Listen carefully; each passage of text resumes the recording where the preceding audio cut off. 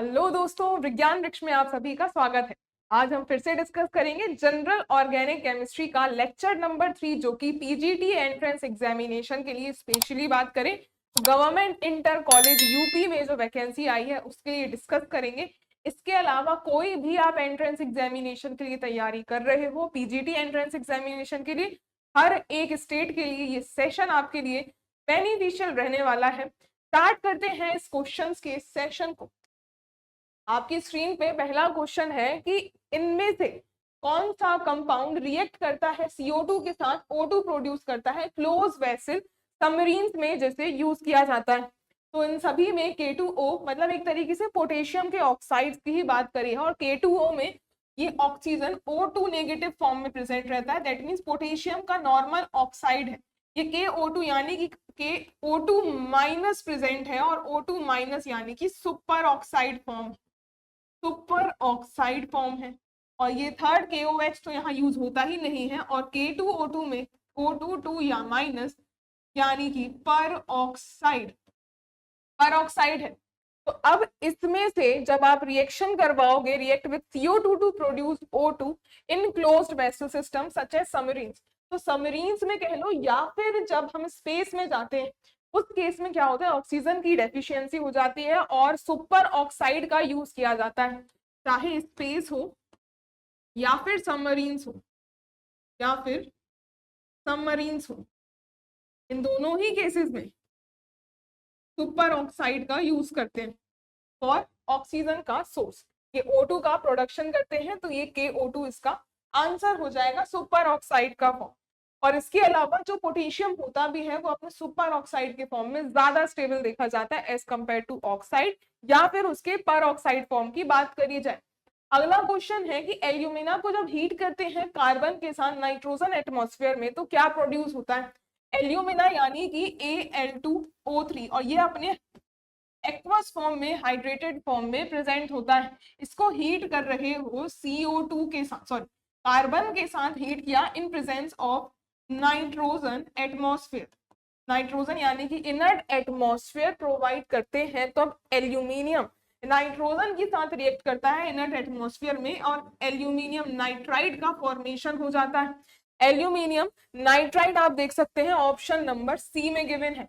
इसके साथ carbon react करता है, CO2 नहीं बनेगी, सिर्फ आपके पास कार्बन मोनोऑक्साइड और वाटर मॉलिक्यूल निकल जाएगा। ये प्रोडक्शन होता है, ALN और CO का फॉर्मेशन होगा, और ये यूपी पीजीटी 2016 का ही क्वेश्चन है। अगला क्वेश्चन, अब ये रेडिकल स्पीशीज गिवन है और इसमें स्टेबिलिटी ऑर्डर में आपको अरेंज करना है, और ये जितने भी यहाँ पे ऑप्शंस गिवन है रेडिकल की बात ध्यान रखना। In case of radicals, in case of radicals अगर हम मीजोमेरिक की बात करें तो +M एंड -M दोनों ही स्टेबलाइज करते हैं, दोनों ही स्टेबलाइज करते हैं। तो ये जो सिस्टम है अभी इंडक्टिव वाला आ रहा है, इंडक्टिव वाले केसेस में जितने ज्यादा सब्स्टिट्यूटेड इंडक्टिव होंगे वो उतने ज्यादा यहाँ पे उसको स्टेबलाइज करेंगे। ऑप्शंस में देखो ये C6H5 और ये C6H5 एक तरीके का आपको दिखाएगा -I इफेक्ट, और ये रेडिकल में जितने ज्यादा C6H5 ग्रुप्स अटैच होंगे उतनी ही ज्यादा स्टेबिलिटी होगी। तो C6H5 का होल थ्राइस और कार्बन का रेडिकल ये मोस्ट स्टेबल होंगे, और ये जिसमें सिंगल डबल बॉन्ड है ये रेडिकल लीस्ट होगा। और इसी तरीके से C6H5 जब ये रेडिकल 2 होंगे और कार्बन पे एक हाइड्रोजन प्रेजेंट होगा, ये सेकेंड नंबर। फिर उसके बाद C6H5 और इसका CH2 का रेडिकल और लीस्ट हो जाएगा CH2 डबल बॉन्ड CH, और ये कार्बन पे रेडिकल CH2 रेडिकल। ये कुछ स्टेबिलिटी ऑफ रेडिकल्स का ऑर्डर आएगा। ऑप्शंस में देखिए ये ऑप्शन नहीं होगा, इसमें ये सेकंड वाला भी नहीं होगा, थर्ड ये 2 ये 1 और ये डबल बॉन्डेड, ये रहा C ऑप्शन, राइट आंसर हो जाएगा। अगला देखिए, अगले क्वेश्चन में अब ये शॉर्ट की डिफेक्ट से रिलेटेड, यानी कि थोड़ा बहुत सॉलिड का पार्ट है, कोई बात नहीं, आपको हर एक तरीके के क्वेश्चंस आने चाहिए। अब शॉर्ट की डिफेक्ट जो है ये कौन सा डिफेक्ट होता है, ये लाइन डिफेक्ट है, वैलेंसी डिफेक्ट है, या वैकेंसी डिफेक्ट है, या इनमें से कोई भी नहीं। शॉर्ट की डिफेक्ट्स में होता क्या है, शॉर्ट की डिफेक्ट, इस केस में equal number of cations and anions missing होते हैं क्रिस्टल लैटिस से। इस केस में equal number of cations and anions are missing from the crystal lattice, are missing from crystal lattice। Example के तौर पे सीजियम क्लोराइड ले लो। अब ये तो एक तरीके से एनायंस आपके मिसिंग होंगे या कैटायन दोनों ही इक्वल अमाउंट में मिसिंग होंगे। तो होता क्या है, ये एक तरीके का स्टोशियोमेट्रिक डिफेक्ट के अंदर आता है। ये एक तरीके से स्टोशियोमेट्रिक डिफेक्ट के अंदर लाई करते हैं। और स्टोशियोमेट्री डिफेक्ट होते क्या है, इसमें स्टोशियोमेट्री की बात होती है। और स्टोशियोमेट्री में आप दो केसेस पढ़ते हो। स्टोशियोमेट्री में एक तो पढ़ते हो फ्रैंकेल डिफेक्ट और दूसरा पढ़ते हो शॉर्ट की। और इसका भी अगर सब डिवीजन देखें तो शॉर्ट की स्टोशियोमेट्रिक डिफेक्ट जो है ये वैलेंसी डिफेक्ट के अंदर आते हैं, सॉरी वैकेंसी डिफेक्ट के अंदर आते हैं। ये वैकेंसी डिफेक्ट के अंदर आते हैं। तो ओवरऑल वैकेंसी डिफेक्ट कहलाते क्यों है, क्योंकि इसमें वैकेंसी आयन के अंदर वैकेंट साइट्स होती हैं वो क्रिएट हो जाती हैं। तो एनायन एक वैलेंस वैकेंट साइट छोड़ के चले जाते हैं, इसी वजह से इन्हें वैकेंसी डिफेक्ट कहा जाता है। ऑप्शन देखिए, वैलेंसी और वैकेंसी में कंफ्यूजन हो सकता है तो ये सी ऑप्शन है, क्योंकि वैकेंट साइट क्रिएट हो जाती है। फ्रैंकेल डिफेक्ट में क्या होता है, इसमें अनइक्वल नंबर कोई भी कैटायन और एनायन जो होगा वो अपनी क्रिस्टल साइट छोड़ करके उसमें ही लैटिस के अंदर किसी साइट में आकर जो लैटिस है अपनी वैकेंट साइट छोड़ के क्रिस्टल लैटिस की ज्योमेट्री में आके बैठ जाता है। अब देखिए अगला है इसमें क्वेश्चन की इंक्रीजिंग ऑर्डर ऑफ स्टेबिलिटी बतानी है। ये सारे के सारे हैलाइड्स हैं, इंटर हैलोजन कंपाउंड्स हैं, इंटर हैलोजन कंपाउंड्स हैं। और इंटर हैलोजन कंपाउंड जैसे कि एक्स डैश और यहाँ पे सारे जितने भी हैलोजन्स हैं, मान लीजिए ये आपको 3 हैलोजन कंपाउंड्स लिए। अब इसमें जो सेंटर एटम होता है वो कौन सा होना चाहिए, सेंटर एटम जो है वो लार्ज साइज का होना चाहिए। और अगर लार्ज हैलोजन होगा दैट मीन्स इलेक्ट्रोनेगेटिविटी उसकी लेस होनी चाहिए। और साइड एटम जो है वो स्मॉल होना चाहिए, और ये स्मॉल होगा तो लार्ज इलेक्ट्रोनेगेटिविटी वाला होगा। इस तरीके से ये इंटर हैलोजन कंपाउंड फॉर्म होते हैं। ऑप्शंस में देखोगे सबसे ज्यादा या तो I3 है या तो Br3। तो इसमें I3 जो है ये सबसे ज्यादा स्टेबल होगा, बिकॉज सेंटर एटम इसमें आयोडीन होगा और आयोडीन सबसे लार्ज साइज का है, तो ये सबसे ज्यादा स्टेबल आपका कंपाउंड बनेगा। Next IBr2। इन सभी ऑप्शंस में अगर कंपैरिजन करने जाओगे तो इस केस में आयोडीन सेंटर एटम है और आयोडीन सेंटर एटम है, और यहाँ पे भी आयोडीन है, यहाँ पे ब्रोमीन। तो ब्रोमीन वाला जो केस होगा वो तो आप यहाँ पे लोगे ही नहीं, बिकॉज इसमें सेंटर एटम जहां आयोडीन होगा वो ज्यादा स्टेबिलिटी दिखाएगा। ये आंसर जो है इसी की ही आंसर की के बेसिस पे मैं आपको बता रही हूँ। ये इसमें I- है और Br2-। इसकी आंसर की में वैसे तो साइड एटम स्मॉल और लार्ज इलेक्ट्रोनेगेटिविटी वाला होना चाहिए, लेकिन इस पेपर ने IBr2 को कंसिडर किया था एज द करेक्ट ऑप्शन और Br3- को इसने लीस्ट लिया था, Br3- को। तो इसके अकॉर्डिंग आयोडीन जो है आयोडीन सेंटर आयन होना चाहिए और उसके हिसाब से साइज बगल वाले का जितना ज्यादा उसी से सिमिलर होगा उतना ही ज्यादा यहाँ पे सिमिट्री इन साइजेस देखने के लिए मिलेगी। अदरवाइज एक्चुअल में इसकी आंसर की के हिसाब से तो ये ऑप्शन करेक्ट था, लेकिन अगर एक कंसेप्ट आप अप्लाई करो तो जो भी अगर इंटर हैलोजन कंपाउंड है वो सिमेट्रिक मॉलिक्यूल्स के बीच में बने, वो अगर सिमेट्रिक मॉलिक्यूल्स के बीच में बने जैसे कि I3- है, इसके बाद होना चाहिए Br3-, क्योंकि अगर एक से मॉलिक्यूल्स जब लैटिस बनाते हैं तो वो ज्यादा स्टेबिलिटी दिखाएंगे, क्योंकि साइज की कंपैटिबिलिटी बैठती है, लैटिस स्ट्रॉन्ग बनेगा। होना तो चाहिए था ये वाला, फिर IBr2 फिर ICl2, लेकिन उसमें ये वाला ऑप्शन दिया गया था। तो होना तो चाहिए आपका सी ऑप्शन, जो कि करेक्ट बैठता है एक्सप्लेनेशन के लिए, लेकिन आंसर की में आपका बी ऑप्शन मेंशन था। तो यहाँ पे थोड़ा सा कॉन्ट्राडिक्टरी आता है, क्योंकि कंसेप्ट के अकॉर्डिंग आपका सी ऑप्शन ही जाएगा। तो अगर आपके पास क्वेश्चन किसी भी पेपर में रिपीट होता है तो आप लगाना तो फिर सी ही ऑप्शन, क्योंकि ये कंसेप्ट के हिसाब से बी ऑप्शन इसका करेक्ट नहीं बैठता। ओके, नेक्स्ट देखिए, व्हाट डज द रिएक्शन, ये ArN2 पॉजिटिव और CuCN और ArCN की रिएक्शन हो रही है, ये फाइनल रिएक्शन को कहते क्या है? ये सीधी सीधी एल्केल, जो अब आप 12th क्लास के NCERT में हेलो एल्केन्स और हेलो एरीन्स वाला चैप्टर पढ़ते हो, उसी में ही मेथड ऑफ सिंथेसिस में जब एल्केल हेलाइड्स की और ये फिनाइल हेलाइड्स की सिंथेसिस पढ़ते हैं, तभी ये रिएक्शन वाला पार्ट डिस्कस होता है। AR ये रिएक्शन में स्टार्ट करवाते हो वैसे तो एनिलीन से, और एनिलीन की रिएक्शन अगर डाइजोनियम सॉल्ट के साथ करवा दो NaNO2 और HCl, और साथ में अगर 0 से 5 डिग्री सेंटीग्रेड पे ये रिएक्शन करवाई जाए, तब ये जो प्रोडक्ट है ये डाइजोनियम सॉल्ट में कन्वर्ट होता है, N2 पॉजिटिव Cl नेगेटिव, यही ये ArN2 पॉजिटिव कन्वर्ट हुआ। ये जो रिएक्शन में दे रखा है, स्टार्ट यहां से किया है। फर्दर अगर रिएक्शन CuCN से, यानी कि कॉपर जहां पे +1 ऑक्सीडेशन स्टेट में हो, कॉपर जहां +1 ऑक्सीडेशन स्टेट में हो और जिस भी यहाँ पे सॉल्ट के साथ रिएक्शन करवाई, उसी पर्टिकुलर केस में ये डायरेक्ट साइनाइड, अगर CuCN है तो N2 को सब्सटीट्यूट कर देगा साइनाइड, और इसी की जगह अगर साइनाइड की जगह CuCl होता तब क्या बन जाता, तब इसी में ही क्लोराइड का सिंथेसिस हो जाता। यहाँ पे साइनाइड का दिया हुआ, जब कॉपर +1 ऑक्सीडेशन स्टेट में है, इस रिएक्शन का नाम क्या होता है, सिर्फ इतना पूछा है, +1 ऑक्सीडेशन स्टेट में है तो इस रिएक्शन को कहते हैं सेंडमेयर्स रिएक्शन। तब इस रिएक्शन को कहते हैं सेंडमेयर्स रिएक्शन।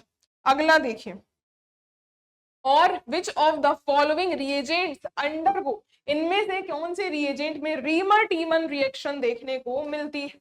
रीमर-टीमन रिएक्शन फिनॉल्स की रिएक्शन होती है, ये रिएक्शन फिनॉल्स की होती है, और इस चैप्टर को नाइट्रीन के मेथड्स में पढ़ा जाता है इन जनरल। बाकी इसमें आप एल्कोहल फिनॉल वाले चैप्टर में भी इसे पढ़ते हैं रिएक्शन मैकेनिज्म।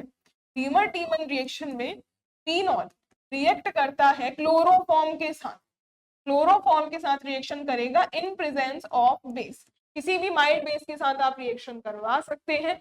होता क्या है इस रिएक्शन में, सिंपली ऑर्थो पे सब्स्टिट्यूशन हो जाता है एल्डिहाइड एक ग्रुप का, और ये सब्स्टिट्यूट होके यहाँ पे ऑर्थो पे CHO पैरा वाला प्रोडक्ट भी फॉर्म होता है, बट कंपैरेटिवली यहाँ पे ऑर्थो आइसोमर में हाइड्रोजन बॉन्डिंग इंट्रामोलिकुलर वाली देखने को मिलती है, इसी वजह से ऑर्थो आइसोमर इसका मेजर प्रोडक्ट होता है।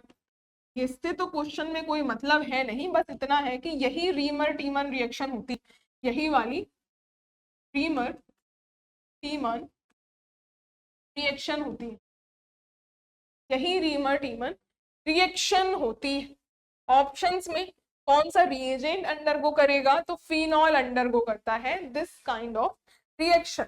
अगले में अब हम बात करते हैं थोड़ा सा इसी की ही कोर्सेज के बारे में। जो भी बच्चे UPGIC के लिए तैयारी कर रहे हैं, इसके लिए विज्ञान वृक्ष में आपको कंप्लीट कोर्स प्रोवाइड किया जाता है, जिसमें फैसिलिटीज की बात करें तो कंप्लीट वीडियो लेक्चर्स की फैसिलिटी मिलती है, जो कि लेटेस्ट सिलेबस के अकॉर्डिंग डिजाइन किया गया है।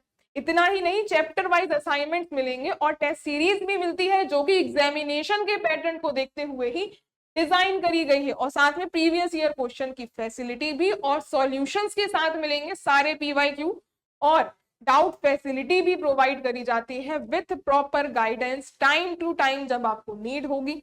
और इस क्वेरी के लिए अगर कोई भी कोर्स से रिलेटेड आपको क्वेरी हो, तो उस कोर्स से रिलेटेड क्वेरी के लिए आप इस नंबर पे, ये वाला जो नंबर गिवन है, इस पे कांटेक्ट करके बात कर सकते हैं। और ये जो कोर्स हमने डिस्कस किया, ये अभी ऑफर में आपको 5999 का मिल रहा है। और ये कोर्स के और डिटेल्स के बारे में अगर आप देखना चाहो तो विज्ञान वृक्ष के ऐप में आप इस कोर्स के डिटेल्स को देख सकते हैं।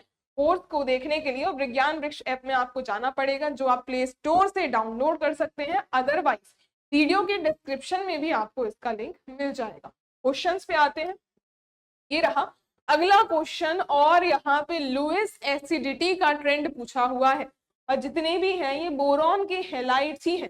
और ये क्वेश्चन तो PGT में छोड़िए, ये तो नेट में भी पूछा हुआ क्वेश्चन है, CSIR नेट का PYQ क्वेश्चन है ये, lowest acidic strength of boron halides, और ये UP PGT 2016 में पूछा हुआ था। अब बोरॉन के हैलाइड्स सारे डिस्कस किए जाएं तो बोरॉन के अराउंड ट्राइगोनल प्लेनर ज्योमेट्री होती है, बोरॉन के अराउंड ट्राइगोनल प्लेनर ज्योमेट्री होती है। BF3, BCl3 और BBr3 वाले केसेस गिवन है। ये 3 केसेस गिवन है।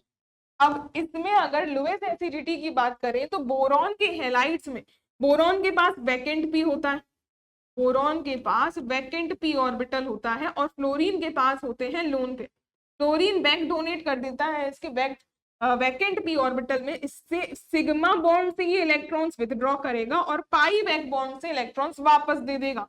सिमिलरली सारे के सारे फ्लोरीन सिग्मा बॉन्ड से लेते हैं, पाई से बैक डोनेट कर देते हैं। इस केस में भी सिग्मा से ये इलेक्ट्रॉन्स एक्सेप्ट करेगा और पाई से बैक डोनेट कर देगा। और फ्लोरीन में जो बैक बॉन्डिंग हो रही है, अब यहाँ पे जो बैक बॉन्डिंग हो रही है फ्लोरीन के केस में, जो बैक बॉन्डिंग हो रही है, ये फ्लोरीन है 2p ऑर्बिटल, 2p यानी कि सेकंड पीरियड का, तो इसके सेकंड पीरियड के ही इलेक्ट्रॉन डोनेट करेगा। कहाँ देगा? बोरॉन के ही p ऑर्बिटल में। तो सेकंड पीरियड के मतलब 2p पाई बैक बॉन्डिंग देखने को मिलती है। अगले केस में क्या होगा? क्लोरीन सिग्मा से इलेक्ट्रॉन्स लेगा, लेकिन फ्लोरीन पाई बैक डोनेट तो करेगा, लेकिन फ्लोरीन थर्ड पीरियड का है, तो थर्ड पीरियड 3p पाई से बोरॉन के 2p पाई में बैक डोनेशन होगा। सिमिलरली ब्रोमीन तो और भी ज्यादा लार्ज साइज का है, थर्ड पीरियड का, तो 3p पाई से बैक डोनेशन होता है बोरॉन के, सॉरी 3p पाई नहीं 4p पाई हो गया ना यहाँ, तो 4p पाई से 2p पाई में बैक डोनेशन। और जितना ज्यादा गैप होगा इनके ऑर्बिटल्स के साइज में, ये बैक डोनेशन उतना ही ज्यादा खराब हो जाएगा। तो होगा क्या?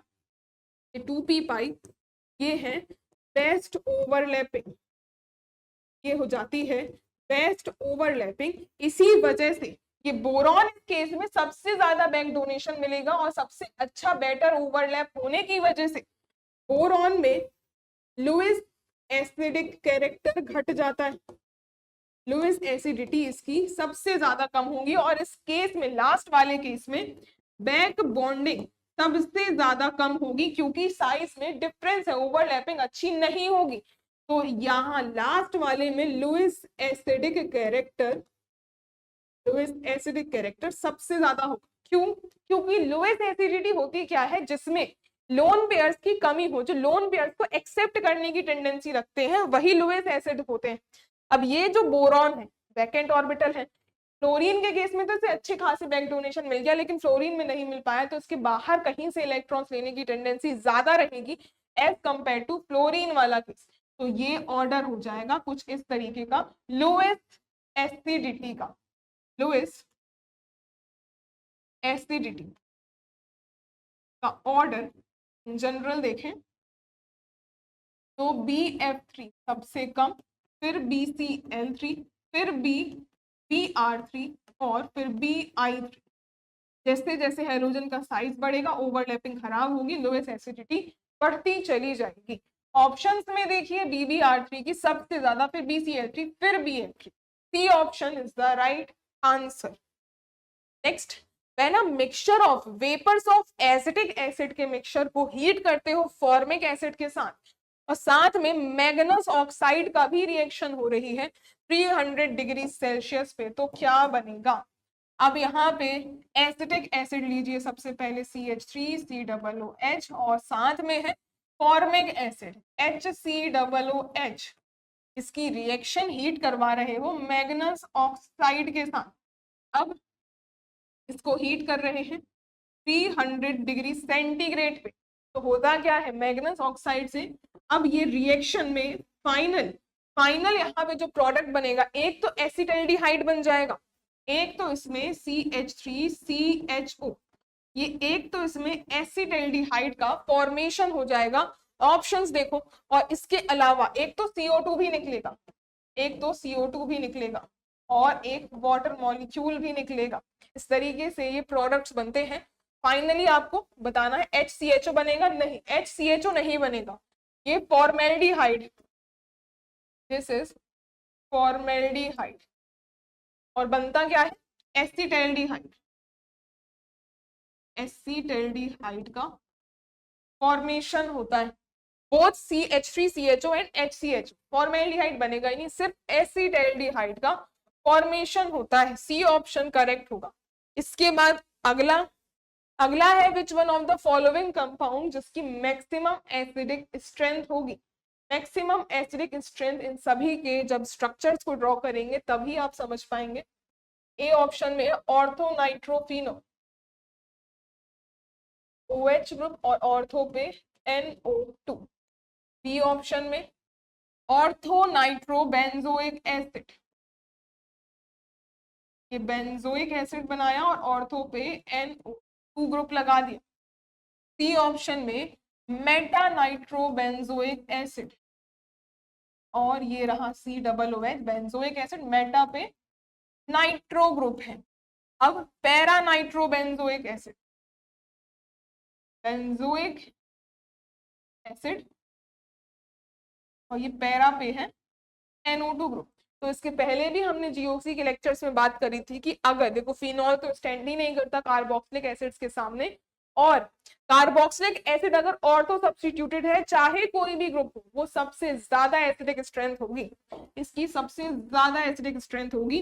बस ये बात याद रखना, ortho substituted benzoic acid are most acidic. ये मोस्ट एसिडिक होगा तो सबसे ज्यादा एसिडिक स्ट्रेंथ बी वाले की हो जाएगी। बी वाला सबसे ज्यादा एसिडिक होगा और मैक्सिमम एसिडिक स्ट्रेंथ हो जाएगी ऑर्थो वाले नाइट बेंजोइक एसिड की, फिनॉल वाले की नहीं होगी, बिकॉज फिनॉल जो है ये ऑक्साइड, इसमें फिनॉक्साइड आयन जनरेट होता है और उतना ज्यादा स्टेबल नहीं होगा as compare to carboxylate anion. अगला क्वेश्चन लास्ट, यहाँ पे अब क्वेश्चन में लास्ट नहीं, इसमें कंसिडर द फॉलोइंग अमीन्स, इन सारी अमीन्स में decreasing order of their basic strength in the vapour phase. अब ये वेपर फेज इंपॉर्टेंट है क्योंकि जो एक्सेप्शनल ट्रेंड पढ़ते हैं एक्सपेरिमेंटल वाला, इसके पहले वाले लेक्चर्स में भी जो हमने देखा वो एक्सेप्शनल ट्रेंड होता है, गैसियस में नहीं, वो हम लिक्विड स्टेट में पढ़ते हैं। वेपर फेज में जो जनरल आपके पास ट्रेंड होता है वही फेज आपको देखने को मिलेगा इन वेपर फेज।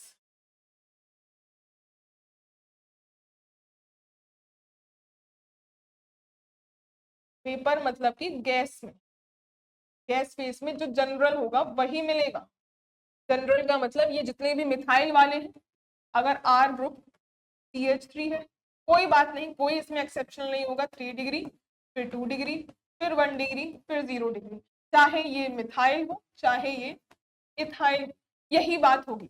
एक्सेप्शन आता कहाँ है, in water, in aqueous phase, in aqueous phase water में अगर ऐड करते हो उस केस में अगर R ग्रुप CH3 होता है फिर 2 डिग्री सबसे ज्यादा बेसिक, फिर उसके बाद अगर मिथाइल है तो 1 डिग्री फिर 3 डिग्री फिर 0 डिग्री, और अगर R ग्रुप C2H5 है उस केस में 2 डिग्री तब भी ज्यादा फिर 3 डिग्री फिर 1 डिग्री और ये 0 डिग्री। और ये हम ट्रेंड देख किसका रहे हैं, ये हम बेसिक स्ट्रेंथ की बात हो रही है, ये बात हो रही है बेसिक स्ट्रेंथ की, बेसिक स्ट्रेंथ की बात हो रही है। ऑप्शंस में ये वेपर फेस है तो जनरल ट्रेंड ही लगाना है, जनरल ट्रेंड ही लगाना है, तो सबसे ज्यादा हो जाएगी टर्शरी वाले की, ये सबसे ज्यादा टर्शरी वाले की, और जो कि है थर्ड वाला, ये थर्ड वाला ही, फिर ये 2 डिग्री की, फिर ये 2 डिग्री वाली मतलब सेकेंड ऑप्शन।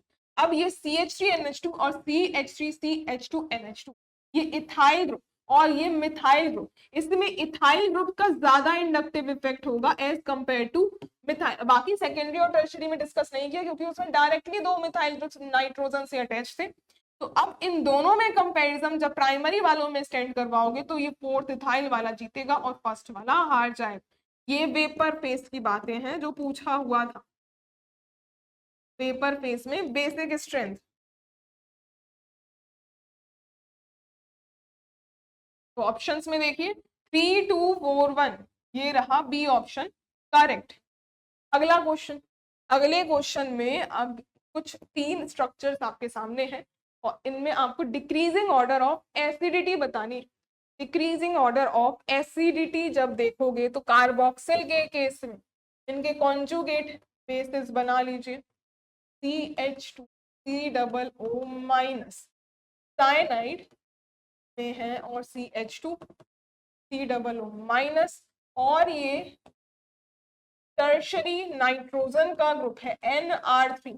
अब ये देखने से तो समझ में नहीं आता, लेकिन इसकी जब हम प्रॉपर्टी की बात करें, कॉन्जुगेट बेसिस जो है, ये जितना इलेक्ट्रॉन स्ट्रॉइंग विथड्रॉइंग ग्रुप होगा उतने ज्यादा स्टेबल होंगे।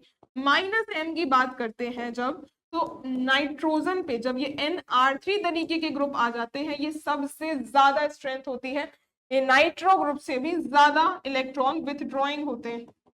ये ट्रेंड है -M पावर का, और जो इसका -M का पावर है वही इसका एसिडिटी का ट्रेंड होगा, वही इसकी एसिडिटी का ट्रेंड होगा। दैट मीन्स थर्ड, फिर फर्स्ट और फिर सेकंड, थर्ड फिर फर्स्ट फिर सेकंड, ये रहा ए ऑप्शन करेक्ट ऑप्शन हो जाएगा। अगला देखिए, strongest acid among the following. अब एसिड ही बताना है तो ये हाइड्रोजन सभी में से लॉस करवाओ, कंजुगेट बेस बनाओ, और अब देखोगे तो CbR3 CH3 CCl3, strongest -I power किसकी होगी? ये फ्लोरीन, अगर हम CF3 देखें सबसे ज्यादा विथड्रॉ करेगा एज कंपेयर टू CCl3 जो कम होगा, CbR3 और कम होगा, और CH3 तो बल्कि +I इफेक्ट ही दिखाता है। तो सबसे ज्यादा एसिडिटी किसकी आएगी बताइए, सोचिए और बताइए। तो ये ट्रेंड है वही उसका एसिडिटी का ट्रेंड आ जाएगा। तो स्ट्रॉन्गेस्ट एसिड CF3 वाला, मतलब फर्स्ट वाला, फिर उसके बाद C ऑप्शन, फिर B ऑप्शन, और लास्ट में आएगा ये वाला A फर्स्ट, मतलब A वाला ACB और ये D, ACDD ऑर्डर, और हाईएस्ट पूछा है तो A ऑप्शन राइट आंसर हो जाएगा। A ऑप्शन राइट आंसर होगा। अगला देखिए, नेक्स्ट में है, अब ये कुछ 4-5 अमीन्स के ही दिए हुए हैं और इथाइल अमीन्स है। इस केस में बेसिसिटी का ऑर्डर पूछा है, और अगर फेस मेंशन नहीं है, अगर फेस मेंशन नहीं है तब आप उसको गैसियस फेस नहीं लोगे, एक्वस फेस लोगे। इफ फेस नॉट मेंशन्ड तब क्या करना है, तब अपने आप कंसिडर करो aqueous, consider aqueous face. Exam में यहाँ पे इसी फेस को ही कंसिडर करके आंसर निकला था। अब एक्वस फेस को अगर हम कंसिडर करें तो ये इथाइल वाला केस है, ये वाला इथाइल अमीन्स वाला केस है, और इथाइल अमीन का हमने केस देखा ही अभी ही हमने केस देखा। इथाइल अमीन है तो 2 डिग्री सबसे ज्यादा, फिर 3 डिग्री, और फिर 1 डिग्री, और फिर 0 डिग्री। ये ट्रेंड था बेसिक स्ट्रेंथ वाला, ये इसका बेसिसिटी का ट्रेंड था। तो अब ऑप्शंस में देखो, ये 2 डिग्री है, ये 2 डिग्री है, ये 3 डिग्री है, ये 1 डिग्री है, और ये 0 डिग्री है, ये 0 डिग्री है, और लास्ट में C6H5NH2। ये स्टैंड ही नहीं करेगा कंपैरिजन, क्योंकि जो लास्ट में एनिलीन गिवन है ये लीस्ट ही बेसिक होगी, बिकॉज नाइट्रोजन के लोन पेयर्स डीलोकेलाइज होते हैं, और ये लीस्ट बेसिक होगी, ऑलवेज लीस्ट बेसिक हो जाएगी। तो ऑप्शन ए ही इसका करेक्ट होगा, बाकी सब जगह 2 डिग्री है फिर 1 डिग्री है, तो ये ऑप्शन इसका करेक्ट नहीं होगा।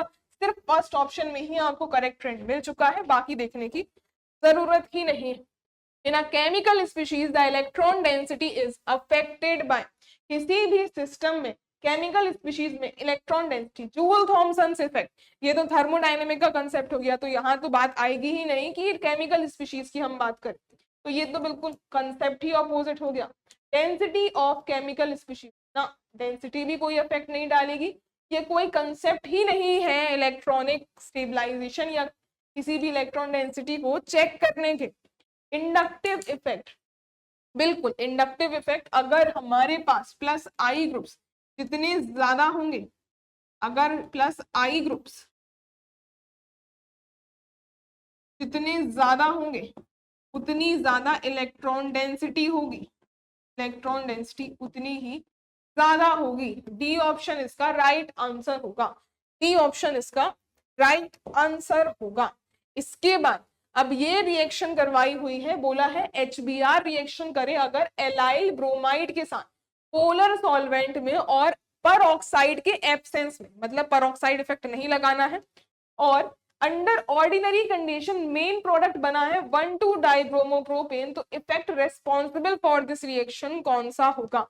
पहले तो रिएक्शन करवाते हैं और देखते हैं कि क्या यहाँ फाइनल प्रोडक्ट कौन सी मैकेनिज्म से फॉलो हो रहा होगा। एलाइल ब्रोमाइड की structure CH2 double bond CH और इसी में ही CH2Br, ये बनाया हमने एलाइल ब्रोमाइड।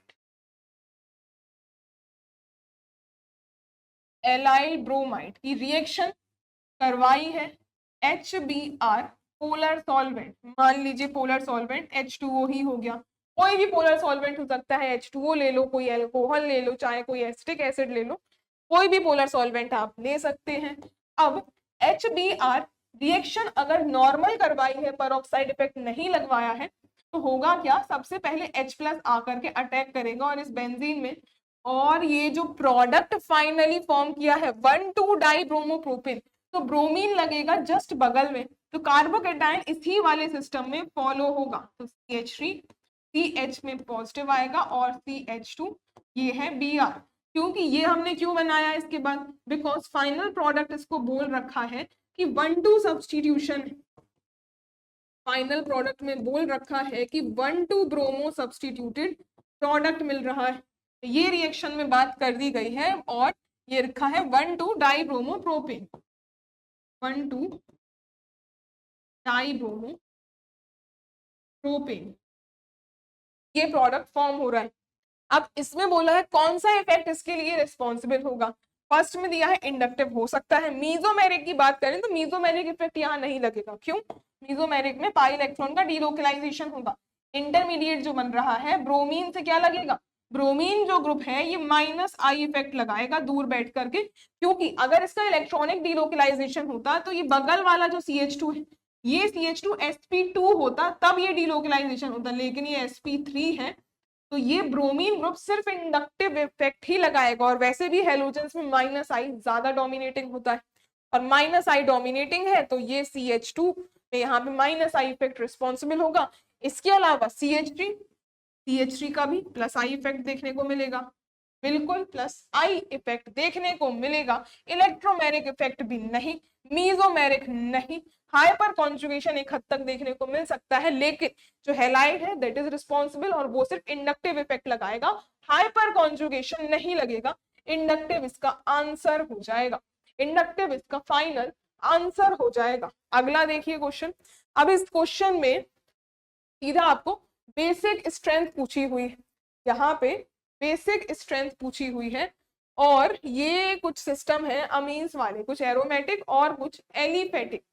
इन सभी में ए ऑप्शन में देखो, ए ऑप्शन में नाइट्रोजन में जो लोन पेयर्स, ये बेंजीन में ही 6 पाई इलेक्ट्रॉन्स हैं, तो बाहर जो नाइट्रोजन का ये लोन पेयर है ये लोकेलाइज्ड होता है, लेकिन ये नाइट्रोजन है sp2, और दूसरे सिस्टम में ये नाइट्रोजन sp3 हाइब्रिडाइज्ड है और लोकेलाइज्ड लोन पेयर।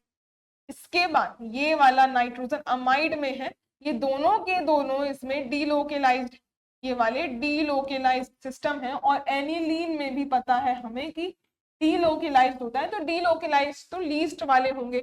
मोस्ट अगर बात करें तो इन दोनों में से हो सकता है पहले और थर्ड वाले ऑप्शन में, लेकिन फर्स्ट वाले में कार्बन sp2 है और बेसिक स्ट्रेंथ sp2 की कम होगी और कार्बन sp3 की ज्यादा निकल के आएगी। क्यों? क्योंकि इस sp3 में परसेंटेज s कैरेक्टर है 25%, 25% s है, और इसमें 33.3% s कैरेक्टर।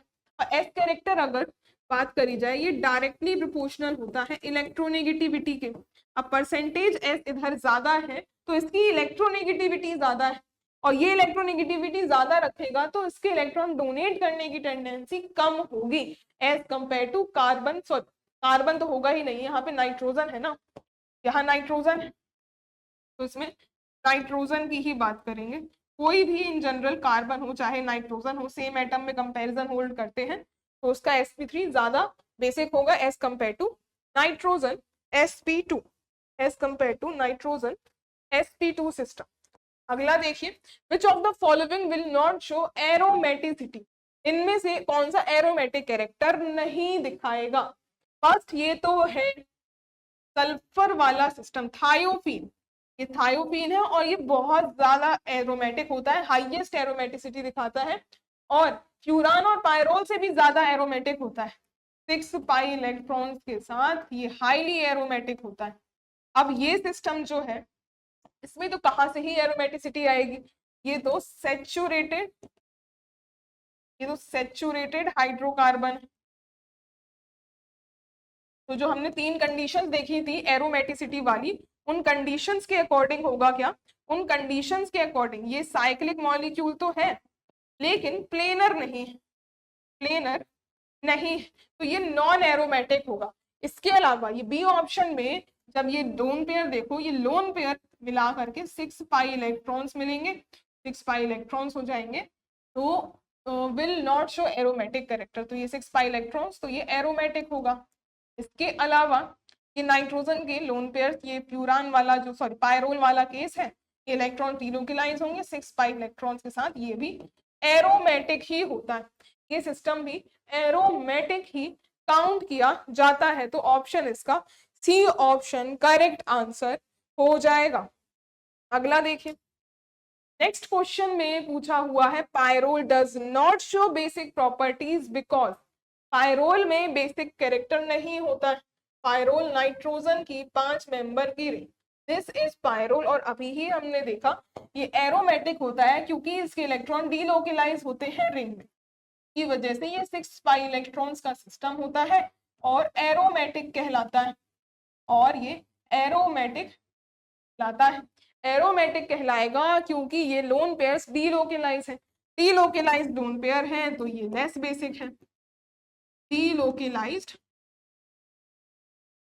लोन पेयर तो ये लेस बेसिक होता है, ये लेस बेसिक होता है क्योंकि लोन पेयर अपने ही सिस्टम को स्टेबल करने के लिए, एरोमेटिसिटी गेन करने के लिए चले जाएंगे और ये लेस बेसिक हो जाएगा। Nitrogen atom is sp2 hybridized, sp2 hybridized होने से ये मतलब नहीं है कि उसकी बेसिसिटी घट जाए, ये करेक्ट एक्सप्लेनेशन नहीं है। Lone pair of nitrogen is delocalized with p orbital electrons of carbon, yes यही इसका रीजन होगा, यही इसका रीजन होगा। और दूसरा nitrogen is linked to 2sp2 hybridized carbon, उसका भी मतलब नहीं है क्योंकि ये डीलोकेलाइजेशन रीजन, कोई भी लोन पेयर डीलोकेलाइज्ड है बेसिसिटी उसकी कम होगी।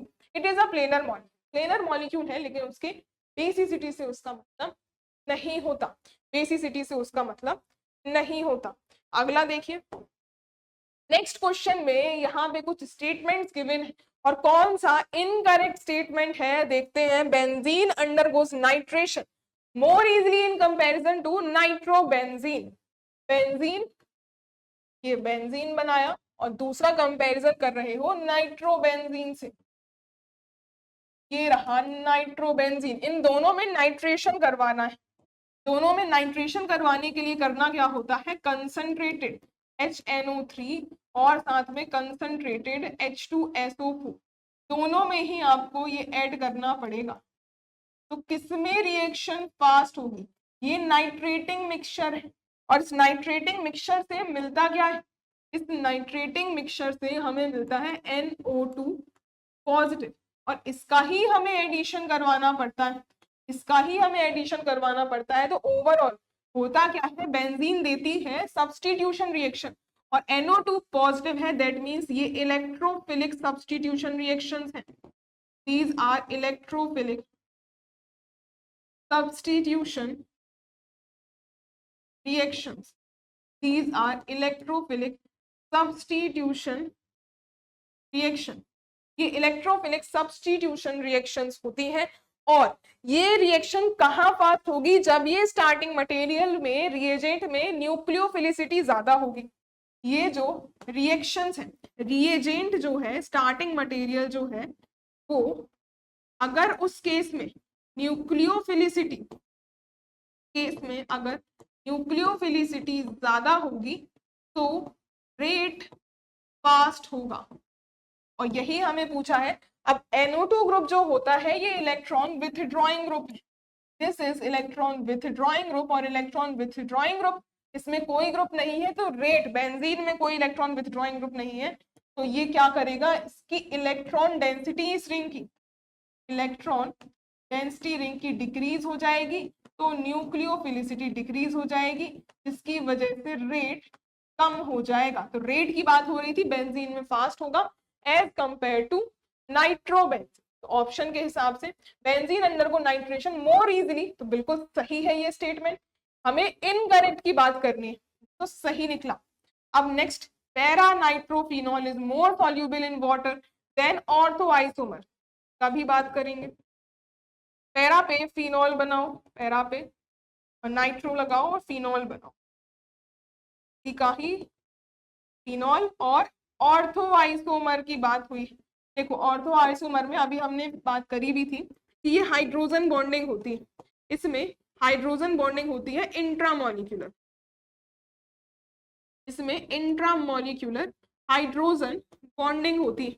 और इंट्रामॉलिक्यूलर हाइड्रोजन बॉन्डिंग होने की वजह से जब इनको पानी में आप डालते हो तो ये इजीली टूटते नहीं है, क्योंकि मॉलिक्यूल का खुद में ही इंटरेक्शन ज्यादा रहता है। तो फिर सॉल्युबिलिटी जब आप पानी में डालेंगे तो ये वाले इंटरमॉलिक्यूलर हाइड्रोजन बॉन्डिंग दिखाएंगे, ये इंटरमॉलिक्यूलर H बॉन्डिंग दिखाते हैं। इंटरमॉलिक्यूलर H बॉन्डिंग का मतलब वो पानी के साथ ही इंटरमॉलिक्यूलर हाइड्रोजन बॉन्डिंग दिखाएंगे दूसरे वाटर मॉलिक्यूल्स के साथ, लेकिन ये खुद में ही स्टेबल है, तो ये पानी में जाके उतना नहीं टूटेंगे, क्योंकि इनकी साइट्स उतनी अवेलेबल नहीं होंगी जितनी यहाँ पे पैरा आइसोमर की। तो पानी में जाने पर ये जो ऑर्थो वाला है ये इजिली टूटेगा, तो इसमें पैरा वाला इजिली टूटेगा, तो पैरा की सॉल्युबिलिटी ज्यादा होगी as compare to ortho.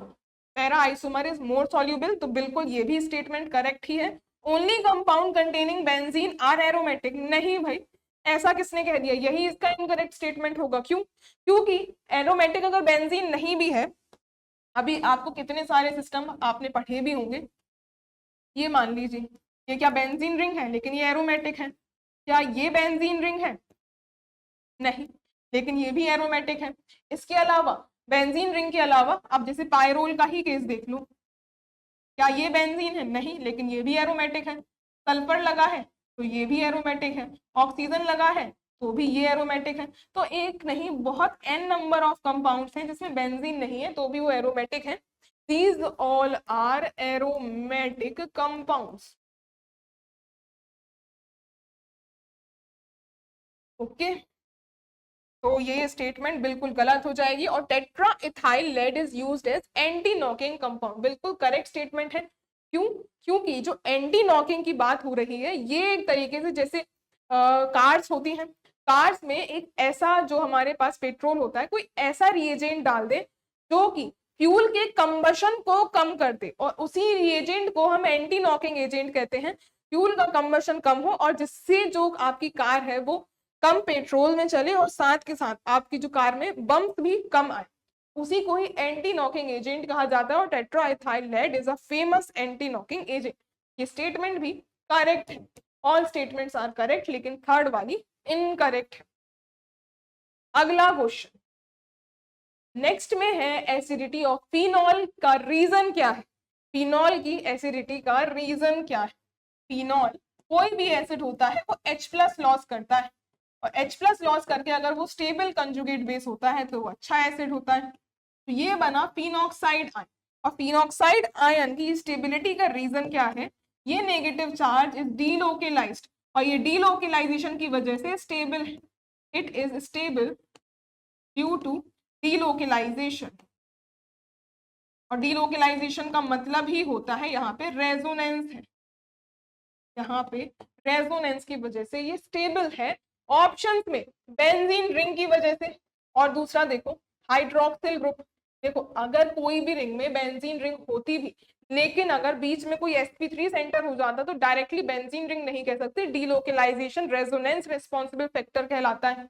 Hydroxyl group तो खत्म ही हो जाएगा, हाइड्रोजन बॉन्डिंग भी नहीं, resonance stabilization of the anion. Yes बिल्कुल, ये जो एसिड है इसका हमने बनाया कॉन्जुगेट बेस, और ये जो कॉन्जुगेट बेस है इसको हम कहेंगे यहाँ पे ये फिनॉक्साइड आयन है, और ये स्टेबल है डीलोकेलाइजेशन ऑफ इलेक्ट्रॉन्स की वजह से, इसी वजह से ये स्टेबल है, तभी ये अच्छा एसिड होता है। कौन?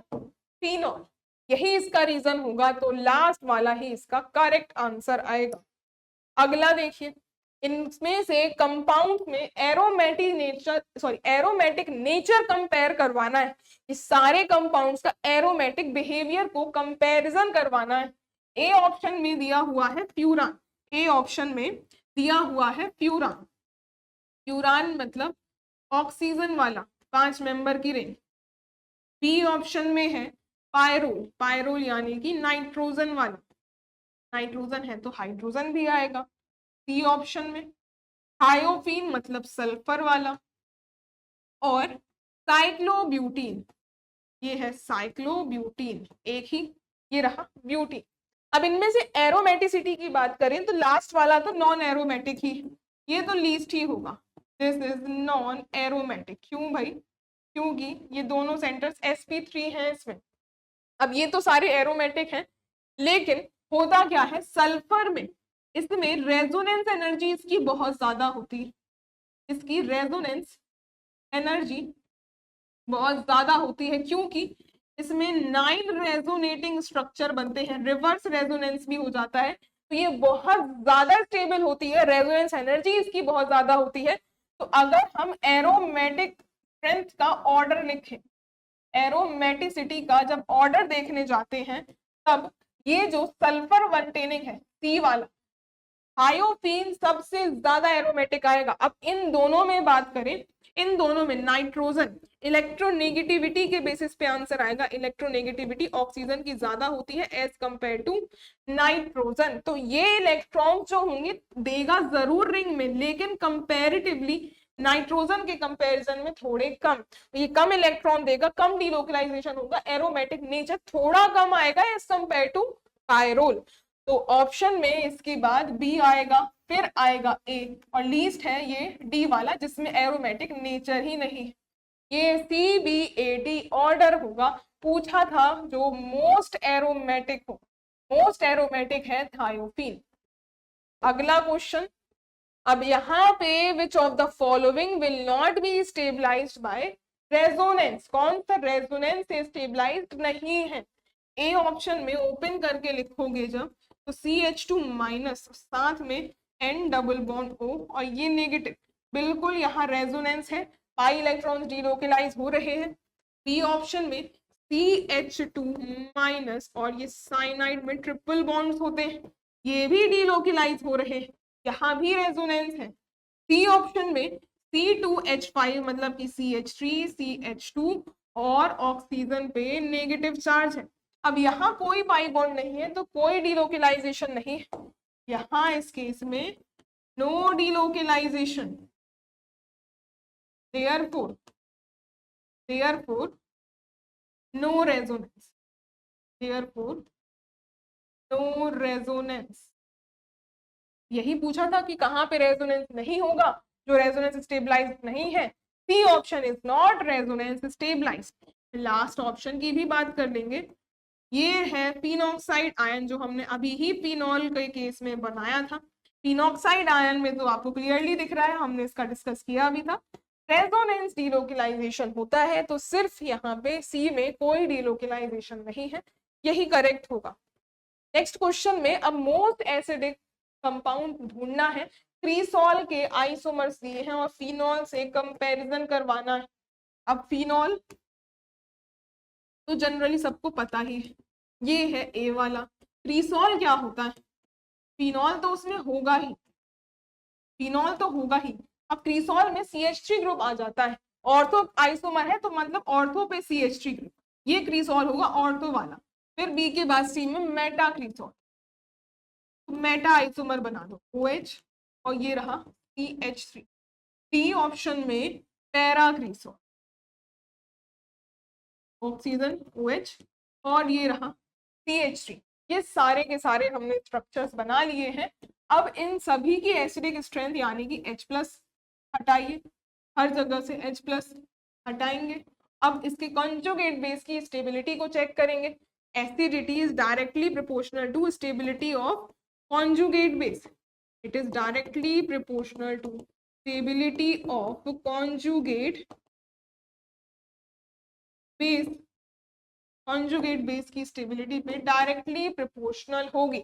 अब ये जो ग्रुप्स हैं CH3 ऑर्थो पे है प्लस H इफेक्ट लगाएगा, मेटा पे है तो ये प्लस I इफेक्ट लगाएगा, क्योंकि मेटा पे प्लस H नहीं लगता ना ही प्लस M लगता है। सिर्फ मेटा आइसोमर में अगर कोई भी केस होगा तो सिर्फ इंडक्टिव वर्क करेगा, ना हाइपर कॉन्जुगेशन ना मीजोमेरिक, कोई इफेक्ट नहीं लगेगा, ओनली इंडक्टिव। और पैरा पे यहाँ पे फिर से प्लस H और प्लस I बिल्कुल लगेगा, लेकिन यहाँ मेटा पे सिर्फ प्लस I, यहाँ पे भी प्लस I। और स्टेबिलिटी अगर कंजुगेट बेस की देखनी है, नेगेटिव को स्टेबलाइज करने के लिए इलेक्ट्रॉन विथड्रॉइंग ग्रुप चाहिए होता है, और ये सारे इलेक्ट्रॉन डोनेट कर रहे हैं, ये सब कम स्टेबल होंगे, मोस्ट स्टेबल हो जाएगा ए वाला। अगर एसिडिटी का ऑर्डर पूछना है, एसिडिटी का ऑर्डर क्या होगा, मोस्ट तो चलो फर्स्ट वाला हो गया, मोस्ट तो चलो ए वाला हो गया। इनमें अगर कंपैरिजन करो, जहां पे सबसे कम डोनेशन है सिर्फ इंडक्टिव है, ये इसके बाद आएगा, ये सी आएगा। अब इन दोनों में हाइपर कॉन्जुगेशन चाहे ऑर्थो पे हो चाहे पैरा पे हो, फर्क नहीं पड़ता, इंडक्टिव होता है distance dependent. Inductive distance dependent है तो इंडक्टिव जितना दूर होगा उसका इफेक्ट उतना कम होगा, और वो अनस्टेबल सिस्टम को थोड़ा कम करेगा, तो ये सिस्टम को स्टेबल थोड़ा कम करेगा, और एसिडिटी डी वाले की ज्यादा होगी as compare to ortho isomer. ये रहा बी वाला, ऑर्डर हो जाएगा ACTB, और यहां मोस्ट पूछा है तो ए ऑप्शन राइट। अगला, अब प्योर एनिलीन की बात करी गई है कि कैसा दिखता है। यूजुअली जो आपने लेबोरेटरी में एक्सपेरिमेंट्स किए होंगे तो आपको एक ब्राउन कलर की बॉटल मिलती है एनिलीन की, तो इतना तो पता होना चाहिए कि एनिलीन पाउडर के फॉर्म में नहीं होता, ये लिक्विड के फॉर्म में होता है। लेकिन जब आपने बॉटल देखी होगी, अगर लैब में आप गए होंगे, एक्सपेरिमेंट्स किए होंगे, तो जो वो बॉटल होती है ब्राउन कलर की, टॉप में तो वो ब्राउन ब्राउन लिक्विड दिखता है, लेकिन जब एक्चुअल सॉल्यूशन को आप पोर करते हो तो वो ट्रांसपेरेंट होता है। जो ऊपर ब्राउनिश कलर का दिखने लगता है वो इसी वजह से, क्योंकि एयर के साथ उसका ऑक्सीडेशन हो जाता है, इसलिए वो ब्राउन कलर में कन्वर्ट हो जाता है।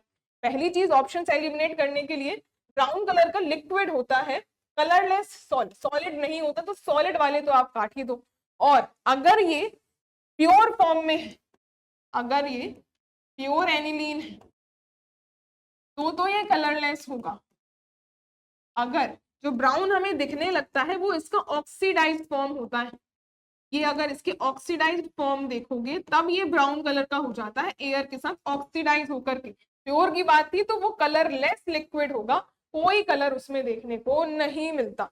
अब इसी में ही ये ऑप्शन हो जाएगा C option correct, C option इसका करेक्ट हो जाएगा। अब अगला देखें, अगला देखते हैं, ये रहा नेक्स्ट क्वेश्चन, इनमें से कौन से एरोमेटिक कंपाउंड्स हैं, इनमें से कौन से एरोमेटिक है, फर्स्ट वाला तो एरोमेटिक है ही, पेरिडीन कहते हैं इसे। ये लोन पेयर्स इसमें जो होते हैं ये रेजोनेंस में नहीं पार्ट लेते, 6 पाई इलेक्ट्रॉन्स होते, और ये एरोमेटिक हो जाता है। अगले केस में ये है पायरोल, और 6 पाई इलेक्ट्रॉन्स इसकी तो हमने अभी बात करी भी है, दिस इज ऑल्सो एरोमेटिक। ये सेंटर्स sp3 हो जाएंगे, ये हो जाएंगे नॉन एरोमेटिक, ये नॉन एरोमेटिक है। था कौन कौन से एरोमेटिक हैं, तो X वाला है और Y वाला है, X और Y, these both are aromatic. ये रहा डी ऑप्शन करेक्ट। अब ये है आज के सेशन का लास्ट क्वेश्चन, इसमें अब डिहाइड्रेशन ऑफ एल्कोहल्स का ऑर्डर बताना है। डिहाइड्रेशन ऑफ एल्कोहल किसी भी जगह पे अगर करवाते हो, मान लो ROH, डिहाइड्रेशन करवाने के लिए H+ किसी भी एसिड से रिएक्शन होगी और ये ROH2 पॉजिटिव में कन्वर्ट होगा, और ये डिहाइड्रेशन यानी कि वाटर मॉलिक्यूल का लॉस, और ये कार्बोकेटायन का जनरेशन होगा। तो ये कार्बोकेटायन जितना स्टेबल बनता है, डिहाइड्रेशन का रेट फास्ट होता है। कार्बोकेटायन ये इंटरमीडिएट के फॉर्म में जनरेट होगा, तो डिहाइड्रेशन का रेट देखा जाए, rate of dehydration, rate of dehydration of alcohols, rate of dehydration of alcohols is directly proportional to stability of carbocation, stability of carbocation जो कि वाटर को लॉस करने के बाद फॉर्म होगा। हर एक केस में कार्बोकेटायन को फॉर्म करके देख लेते हैं। फर्स्ट केस में चलो, फर्स्ट यहाँ पे ये वाला सिस्टम, वाटर मॉलिक्यूल लॉस होगा तो बनेगा ये OH2 और ये लॉस हो गई, यहाँ पॉजिटिव चार्ज आएगा। अगले केस में ये सिस्टम यहीं से वाटर मॉलिक्यूल लॉस होगा और डबल बॉन्ड्स के भी ही यहाँ पॉजिटिव चार्ज आएगा। थर्ड केस में ये है बेंजीन और यहीं से वाटर मॉलिक्यूल का लॉस होगा, ये आएगा पॉजिटिव चार्ज। फोर्थ में ये रहा सिस्टम और इसमें आएगा पॉजिटिव चार्ज। अब आप खुद सोचिए कि कौन सा ज्यादा stable carbocation, stability of carbocation का ऑर्डर क्या है। ऑर्डर देखिए, ये वाला जो फोर्थ ऑप्शन में बना है, दिस इज रेजोनेंस स्टेबलाइज्ड। ये यहाँ पे रेजोनेंस स्टेबलाइज्ड, रेजोनेंस स्टेबलाइज्ड के अलावा ये दो हाइड्रोजन्स भी हैं, ये दो अल्फा हाइड्रोजन्स भी हैं और रेजोनेंस होने के बाद ये कटायन जो शिफ्ट हो जाएगा उसमें दो और हाइड्रोजन आएंगे। इन टोटल 4 अल्फा हाइड्रोजन्स देखने के लिए मिल जाएंगे।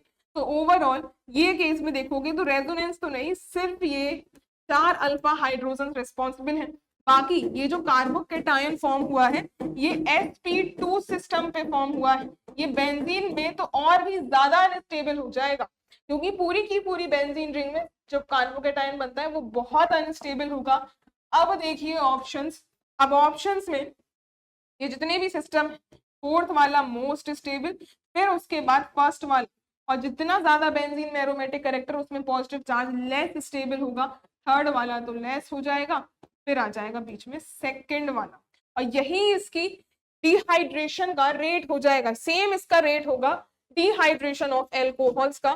तो 4 1 2 3 ऑर्डर होगा। फोर्थ का सबसे ज्यादा, ये रहा फोर्थ का सबसे ज्यादा, यहाँ पे ये तो उल्टा ही दे रखा है, यहाँ 1 का ज्यादा।